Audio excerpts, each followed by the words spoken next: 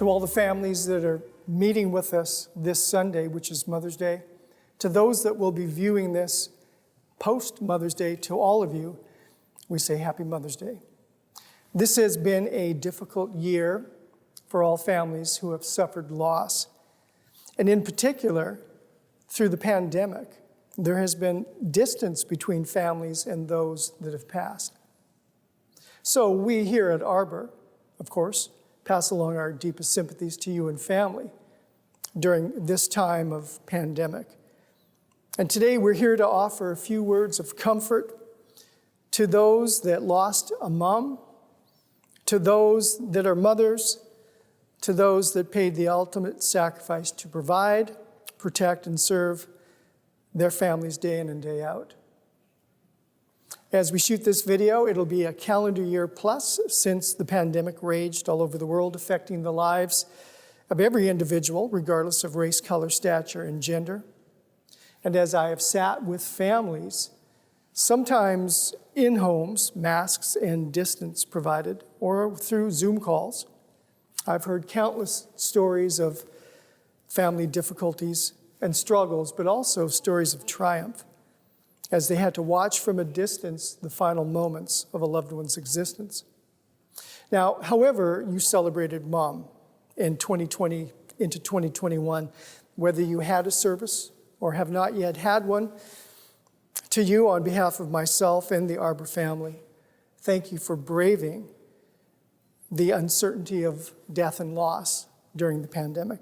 On behalf of myself and the Western Canadian Arbor family, staff who took the greatest care in providing safety for you that came to the funeral homes for services, and of course, that took care of a loved one that has passed or that had passed, to them, our deepest thanks, as they have done their utmost to provide the greatest care for you and your family. I do not know the personal situation of every family, nor can I speak to that which only I have heard. But I do want to talk for a moment of the important role that mothers have played in the lives of their family. Referring to the Bible, it just says, honor your father and mother. It's found in Exodus 20, verses 12. And I have knowledge that for my own mother, the best way to love her was to honor the roles that she fulfilled within my sister and my own life. She is the anchor point, a mother is, for all that family life entails. She's sacrificial. She stands at the front of the door, but also silently sits behind the scenes, applauding softly the beautiful lives that her children become. And I think from the earliest time of pregnancy, although I cannot speak specifically to it, a woman begins to exchange her single life for that which will now encompass the lives of many. And I would write that there has been time in every pregnancy where a mother begins to dream big for either son or daughter that she carries. She begins to forecast her love forward, sometimes 2-3 decades in the future, and understands that someday there might be the prospect of holding grandbabies in her arms. She dreams and believes and then acts upon this. It is the strength that mothers draw from in order to succeed. She is, of course, the foundation for the family. She is the glue that holds the family together. And that is why we honor our mothers, not just one day, although specifically set aside for her, but every day. Service after service that I have been a part of, family have spoken with love and tears about the sacrifice and dedication that was a part of their mother's day-to-day existence. And someone once said that a mother needs to be 4 women, really. She needs to be Betty Crocker, Florence Nightingale, the Queen of England, and then Anne Landers. It needs to be wrapped up in a single woman. Over the years, I have met actually many women who fit this exact description. And yet to boil it down, I think it comes to 4 different elements found within a mother. First and foremost, a mother must be a sacrificial servant. In my own experience, my mother would put out cornflakes, milk, a spoon, a bowl, would pack us peanut butter and jam and an apple for school, and then would make a supper for both my sister, myself, and my father. In 10 years, if you do the math, it equals 10,952 to 54 meals, depending on the leap year.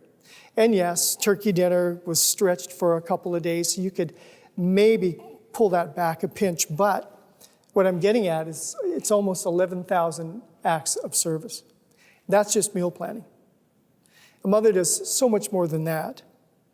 And I think it defines itself not just within Caucasian culture, but any culture of race, color, or creed. Mothers are the glue that holds family together. So she must be a sacrificial servant. Someone said the natural state of motherhood is unselfishness. I know that to be true in my own life and the lives of those families that I've represented, not just this calendar year, but for 20 years. Secondly, a mother is an anchor point for all the activity of life. Soccer mom, driving to and from, kids, hers and others under her care. She's the one that you go to when your heart's broken. The one that you say things that will never be said by her or anyone else. She is your secret spot. And someone wrote, there is nothing as sincere as a mother's kiss. It can heal a broken heart. And I've seen it in my own life, my sister's life, and again, I've heard it from so many families about the goodness of a mother. That goodness is the anchor point that allows you to survive the storms of life. Again, for you that lost mom this calendar year, that is a tremendous loss. For those that still had mom, had that anchor point throughout the storm of the pandemic. Again, our deepest sympathies to you and family. She's an anchor point for all of life. Point 2. Third, she is a physician. Now, there have been moms that I have heard about that were doctors. And maybe they didn't have the same softness that a non-doctor mother would have because they didn't have the medical terms. But mothers are physicians. They will bandage a knee and they will kiss the wound. And even though scientifically that's not really good for the wound, it heals the heart. And that a lot of times is what a child needs. They need to know they're still okay, even though there might be the sight of blood.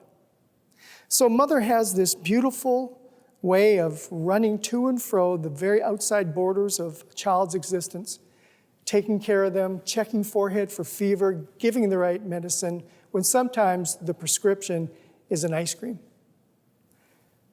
A mother is a physician. Again, someone wrote, a mother's kiss does nothing for the wound, but everything for the soul. Fourth and last, she is a psychiatrist. A mother understands, someone wrote, what a child does not say. And my mother knew things that would happen before they did. I don't know if I was that predictable, but she would not only tell me don't before I did, but then she would explain to me why it was wrong if it took place. They're psychiatrists. They walk us through the problems of life. Some of the best advice they give us, we do not listen to. When our mothers would sit us down, maybe at the dinner table, and they would say, understand, this too shall pass. We did not believe it. When our mothers would sit us down and in the gentleness of a late evening talk, mention to us that these things that we focus on do not matter in the large scope and focus of life. We did not listen. But they were still right. And it didn't cost us anything.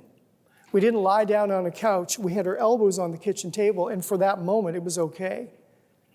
And our mothers would walk us through the toughest points of life. To your mother, to mothers, to prospective mothers, always be the psychiatrist, the gentle psychiatrist that your children need. For a mother is a psychiatrist.